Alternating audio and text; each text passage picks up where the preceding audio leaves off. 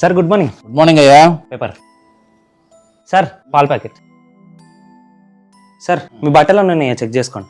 బాబు ఈ లిస్ట్ లో కూరగాయలు ఉన్నాయని తెచ్చి. సార్ మీ కార్ దుడిచేసిన శివ సార్కి ఏదో అర్జెంట్ పని ఉన్నదంట, ఆయన కార్ దుడిచేసి వచ్చి మీ బండి దుడిచేస్తా సరేనా? విష్ణు, సార్ నీ వయసుకి నువ్వు చేసే పనులకి ఏమైనా సంబంధం ఉందా? ఈ ఇంట్లో పని చేస్తున్నట్టు నేను 6 మంది ఇంట్లో పని చేస్తాను సార్. రోజుకి 600 సంపాదిస్తా. వచ్చిన ప్రతి రూపాయి అమ్మ మందులకి, అక్క పెళ్లికైనా అప్పు తీర్చడానికే సరిపోతుంది సార్. ఈ రెండిట్లో నేను దేనికి డబ్బు టైంకి అందియకపోయినా ఆ ఇంటికి కొడుకోబుట్టి లాభం ఏముంది సార్? చదువుకోవాలని నాకు చాలా ఉంది సార్. ఓ జాబ్ కొట్టాలి, టై వేసుకోవాలి, బ్యాగ్ వేసుకొని జాబ్కి వెళ్ళాలి అని నాకు చాలా అనిపిస్తుంది సార్. నా బాధ్యతలు నన్ను ఆపేస్తాయి. విష్ణు, ఇప్పటి నుంచి ప్రతి నెల నా వంతు 5,000 రూపాయలు ఇస్తాను. నీ పనులు నువ్వు చేసుకుంటూ ముందు డిగ్రీ కంప్లీట్ చేయి. నిజంగానా sir? Thank you so much sir. తప్పకుండా డిగ్రీ కంప్లీట్ చేసి ఒక జాబ్ కొడతాను సార్. Thank you. ఇతరులాగే ఈ సమాజంలో